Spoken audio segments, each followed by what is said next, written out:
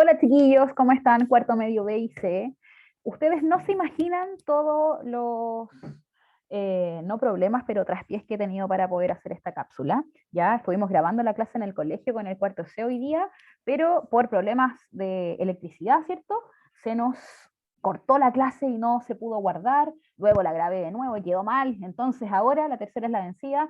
Clase número 18, hoy día 1 de junio del 2021, a modo de cápsula, ¿ya? Porque obviamente no nos encontramos hoy día en nuestra clase virtual por su retorno a la presencialidad y por supuesto porque quería resolver las dudas para este trabajo final que tienen que entregar hoy día hasta las 23:59. ¿Ya? Espero que sea de mucho aporte para ustedes el contenido que vamos a trabajar con dos ejercicios que son los que han tenido mayor complicaciones, ya según lo que hablamos hoy día en el colegio y también por los correos que yo he recibido. Por supuesto, como dice aquí, vamos a resolver dudas para el trabajo final de este primer semestre de 2021 y es nuestra última clase aparte de química antes de irnos de vacaciones de invierno. Pero como siempre, en nuestras clases tenemos que tener un objetivo. ¿Dónde vamos a apuntar el día de hoy? Por supuesto, a afianzar los conocimientos de reacciones ácido-base relacionados con la constante de acidez y basicidad. Recordemos que cada vez que hablábamos de una constante era porque estábamos en presencia de un ácido débil que se disociaba parcialmente. Esto quiere decir que estaba el ácido juntito y cuando entraba en una solución acuosa, ¿cierto? Empezaban a generarse estos iones que iban a depender de la fuerza que ellos tenían para ser electrolitos fuertes cuando se disociaban completamente y electrolitos débiles cuando tenían una constante de acidez o de basicidad y su disociación era parcial. ¿A través de qué? A través de un porcentaje de disociación, por supuesto, y a través de estas constantes de las que ya habíamos hablado en las clases anteriores. Aspectos relevantes que quiero dejar en claro para la entrega.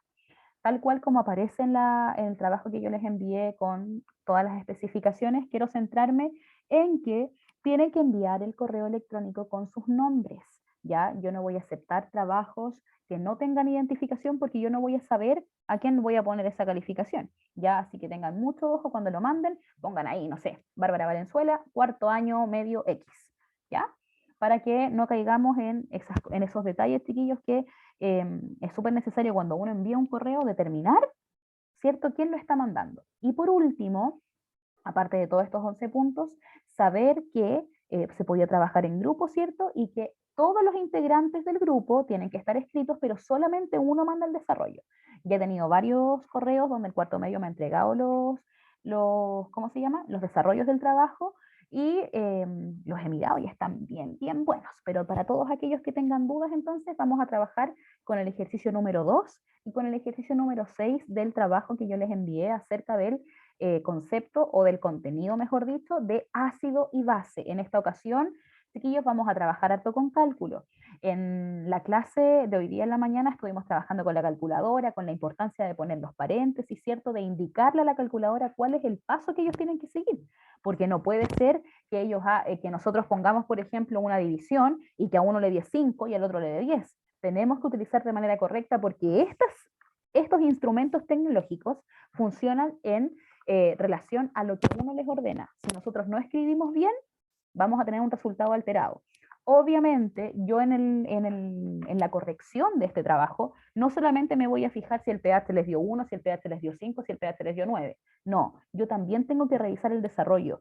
¿Cuál es la metodología que ustedes están implementando para poder llegar al, al resultado que se les está pidiendo? A mí no solamente me importa el resultado, sino que también el proceso que ustedes pasan para obtenerlo, ¿ya? Así que nunca está de más decirlo, que tienen que enviar el desarrollo. No me sirve pregunta 1, pH igual 4, pregunta 3, constante de acidez 1,5. No, tienen que enviarme el cómo llegaron a ese número.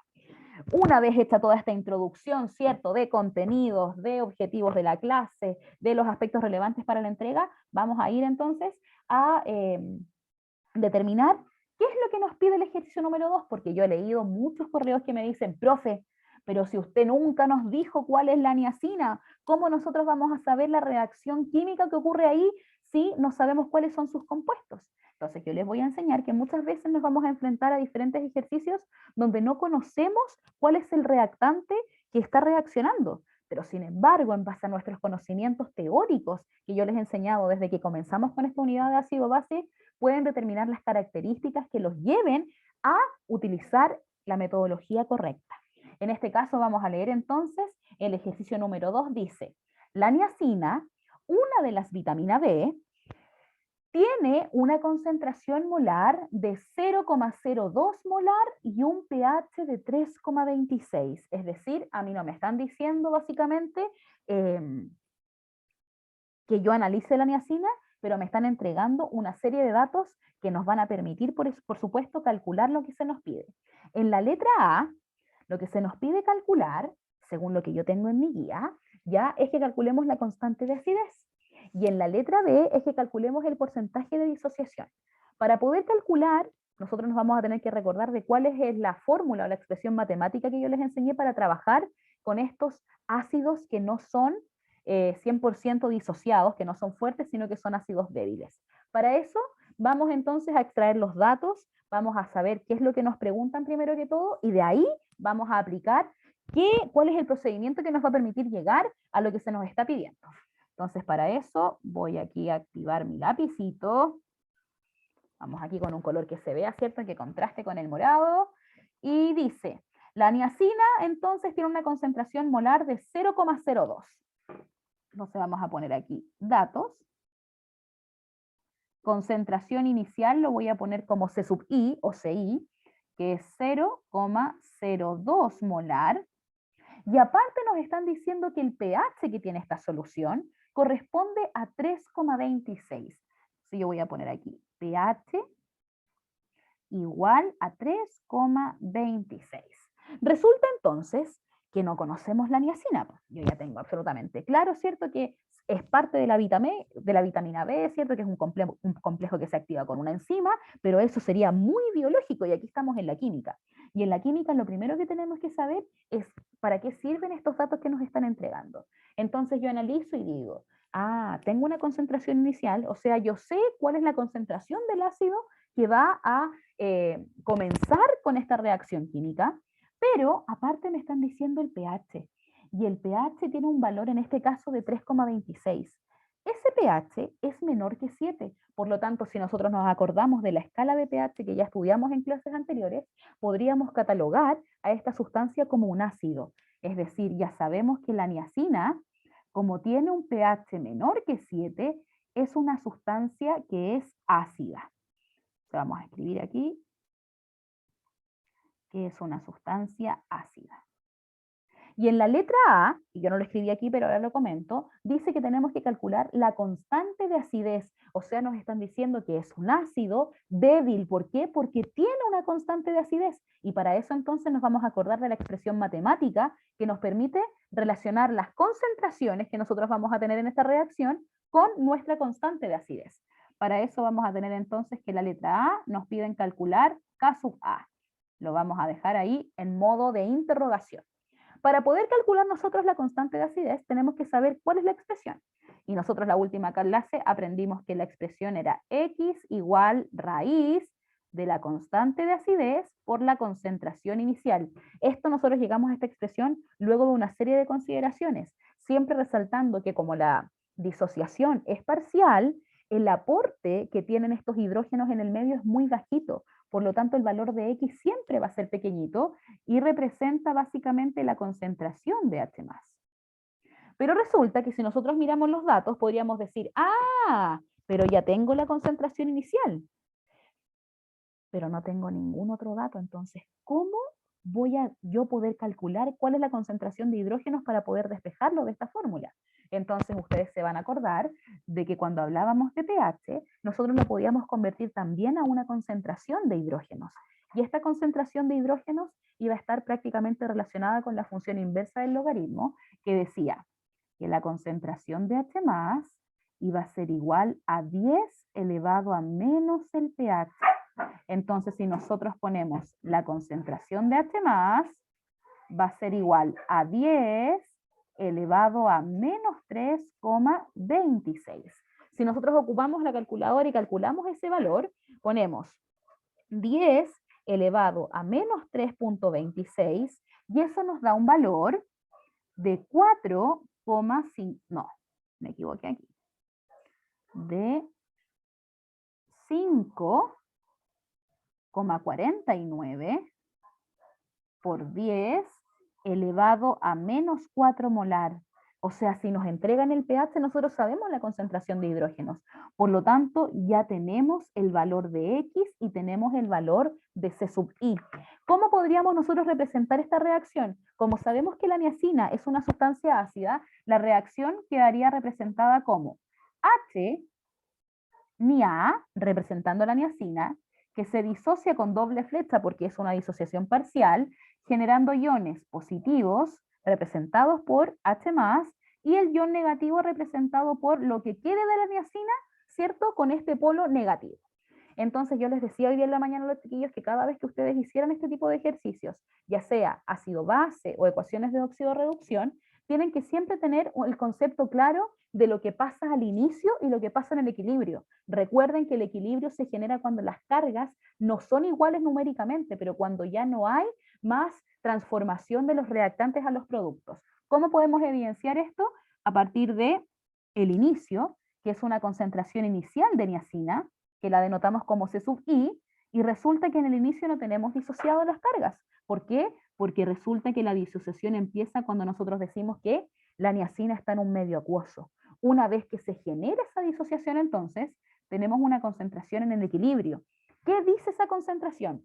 Dice que esta concentración inicial se le resta lo que se convirtió en iones.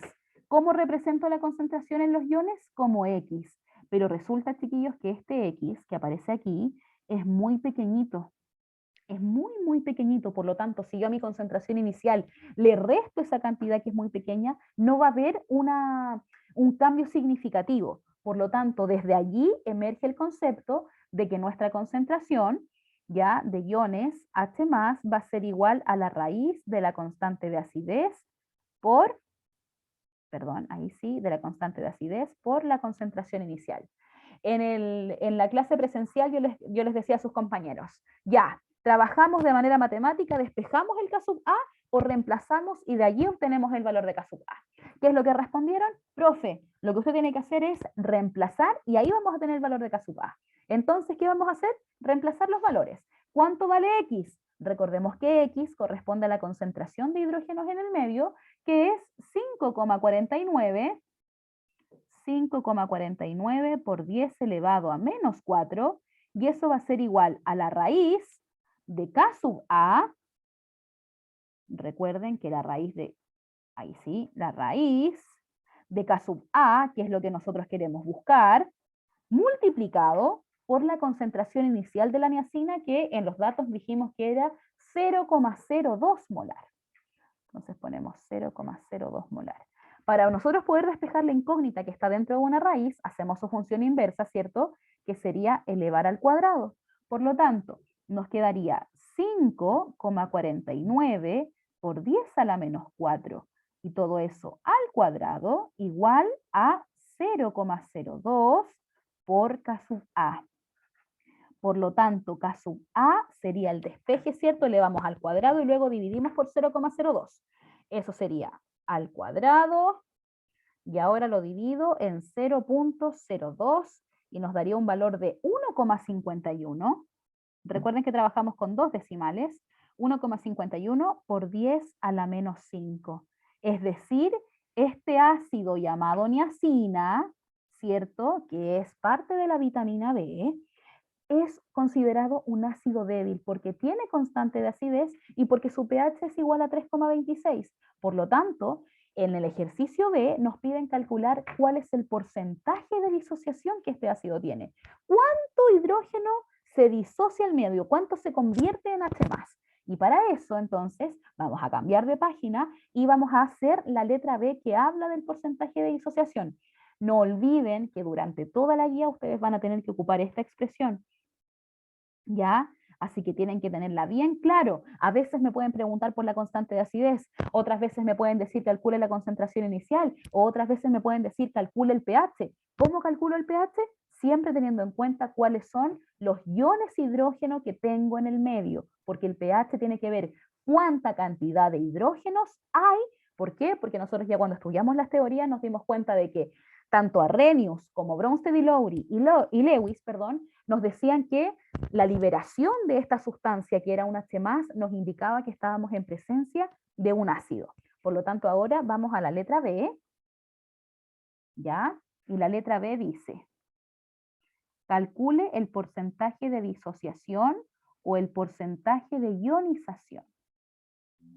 Y resulta que nosotros trabajamos en las clases anteriores con un ejercicio del porcentaje de disociación, el cual decía que para poder calcularlo teníamos que hacer la razón entre las concentraciones que habían. ¿Cuáles concentraciones? Las concentraciones del producto, recuerden que el producto que a nosotros nos interesa es cuántos iones hidrógenos hay, y la concentración inicial del ácido, porque eso es hacer la razón entre qué es lo que yo tenía y cuánto se disoció. Y como estamos hablando de un porcentaje, lo multiplicamos por 100. En este caso es muy fácil. ¿Por qué? Porque en el ejercicio, en la letra A, nosotros tuvimos que calcular la concentración de hidrógeno. Por lo tanto, aquí tenemos que reemplazar esos valores que nosotros ya calculamos para poder, obviamente, establecer qué porcentaje se disocia de este ácido llamado niacina. Entonces vamos a ver cuánto es la concentración de H+.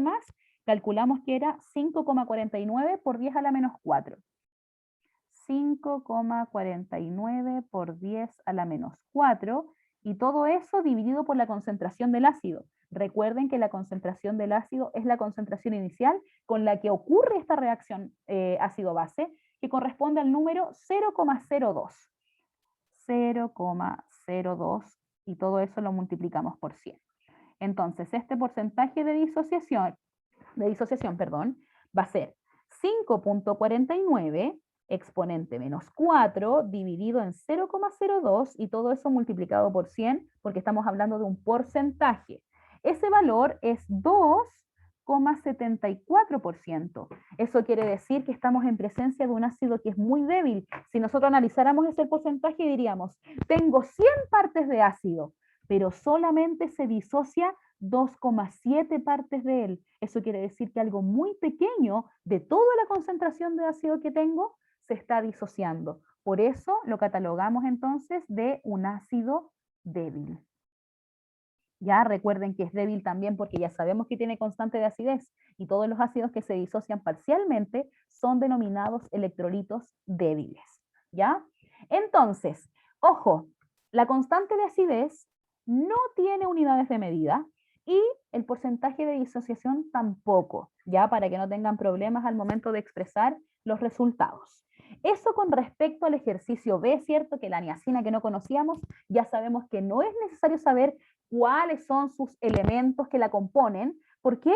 Porque solamente aplicando la teoría de ácido y base nos damos cuenta que es una sustancia ácida porque tiene un pH menor que 7, y podemos denominarla que es débil porque tiene constante de acidez y porque su porcentaje de disociación es un 3% aproximadamente. ¿Ya? Eso respecto a las dudas que habían con el ejercicio número 2. Y ahora pasamos a la segunda parte de la clase, que tiene que ver con el ejercicio número 6. Ahí ya no hablamos de la niacina, pero hablamos de la sacarina. Entonces, dice, ¿qué es lo que nos preguntan en este ejercicio?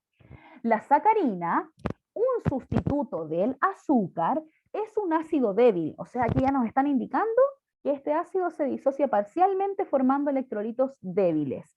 Pero nos dicen que tiene un pK sub A igual a 2,32 a 25 grados Celsius y se disocia en una disolución acuosa. En la letra A nos piden cuál es el pH de una disolución 0,1 molar de esta sustancia. Primero que todo, tenemos que aclarar que nosotros no conocemos, o quizás ustedes como biólogos sí, pero no tenemos cuál es la relación, cuál es la estructura, ¿ya? Ni la reacción química, ni la ecuación química que representa la sacarina. Entonces, nosotros vamos a decir, ok, vamos a extraer datos, porque es importante la extracción de datos siempre que trabajamos con ejercicios de desarrollo, y dice que tiene un pK sub A, ¿cierto? Un pK sub A de 2,32. pero nos dicen a 25 grados Celsius. ¿Será significativo que nos entreguen el valor de la temperatura? ¿Afectará en algo el resultado o el desarrollo de lo que nosotros tenemos que hacer?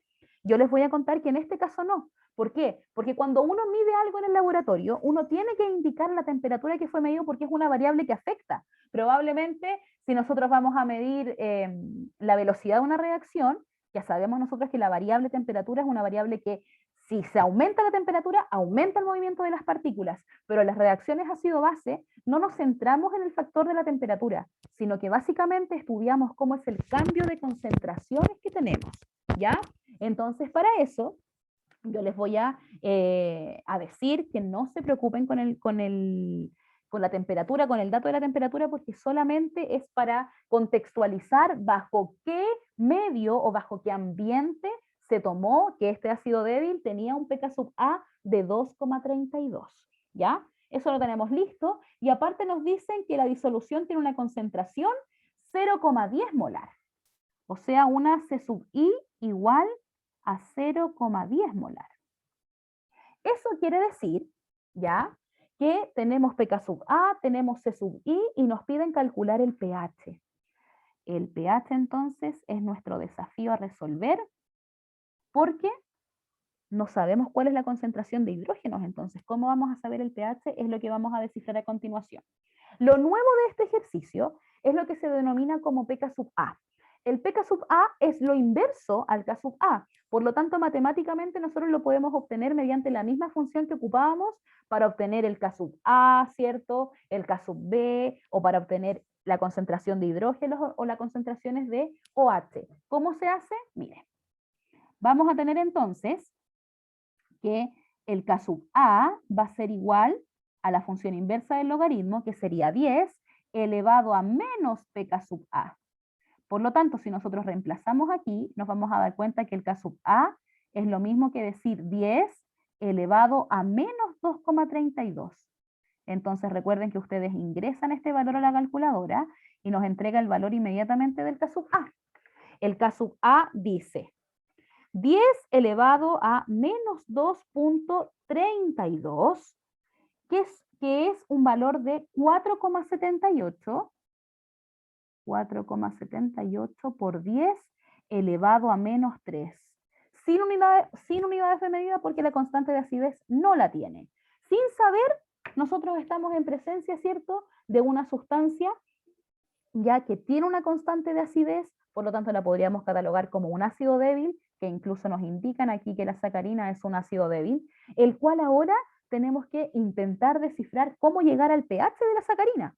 No sabemos si es ácido, no sabemos si es básico, pero nos dicen que es un ácido débil, por lo tanto su pH tiene que ser menor a 7, pero tenemos que llegar a ese valor. ¿Cómo lo vamos a hacer? Vamos a ocupar la expresión que utilizamos en el ejercicio anterior, que relacionaba nuestra constante de acidez, nuestra concentración inicial y también la X, que representa cuál es la concentración de hidrógeno que nosotros tenemos en el equilibrio. Entonces, fíjense, si tenemos X es igual a raíz de K sub A por CI, implico que X va a ser igual a la raíz de K sub A, pero resulta que yo ahora calculé K sub A. Ya me di cuenta que K sub A tiene un valor de 4,78 por 10 a la menos 3. Pero me faltó aquí escribir, por supuesto. 4,78 por 10 a la menos 3. Multiplicado por la concentración inicial. Y la concentración inicial es 0,10 molar. Multiplicado entonces por 0,10 molar. Y todo eso bajo la raíz. Importante, si van a trabajar con la calculadora científica, ustedes tienen que darle las instrucciones correspondientes a la calculadora. Yo no puedo llegar y poner los números de manera no al azar, porque yo sé que ustedes van a seguir un orden, pero sin indicarle qué es lo que tiene que hacer. ¿Ya? Para eso, yo en la clase presencial les dije a sus compañeros y compañeras, ¿ya?, que ocupen paréntesis para ordenarse. Entonces, ¿qué es lo que yo hago? Yo escribo raíz, ¿cierto?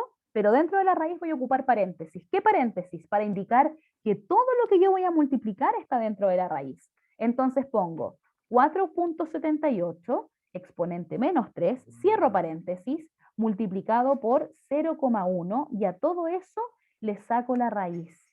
Y la raíz me da un valor de 2,1 por 10 a la menos 3. Eso quiere decir que x es igual a 2,1 por 10 a la menos 3, ¿cierto? Y esto es molar porque recordemos que estamos calculando concentración. Esta x representa la concentración de hidrógeno que nosotros tenemos en el equilibrio. Entonces ahí estamos listos, terminamos, ¿nos vamos? Claramente no, porque la pregunta no es cuál es la concentración de iones hidrógeno, sino que la pregunta es cuál es el pH de la solución que tiene como compuesto principal al sustituto del azúcar que se llama sacarina. Para eso entonces tenemos que acordarnos que el pH se calcula como el menos logaritmo de la concentración de H+. Entonces aquí, ¿qué es lo que nosotros tenemos que hacer? El pH es igual al menos logaritmo de 2,1 por 10 a la menos 3. Y si nosotros calculamos eso en nuestra calculadora, ¿cierto? Ya sea científica o la calculadora que puedan tener en una aplicación del celular, ya van a poder saber que el menos logaritmo de 2,1 elevado a menos 3 es igual a 2,67.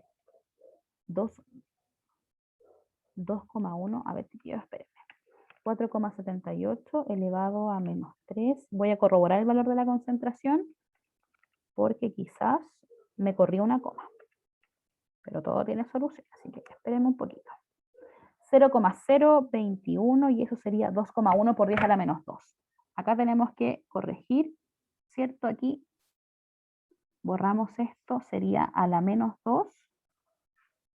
Por lo tanto, aquí, en este valor de acá, también sería a la menos 2. Me había corrido la coma, yo me había comido un 0. Ya. Entonces, calculamos menos logaritmo de 2,1 elevado a menos 2.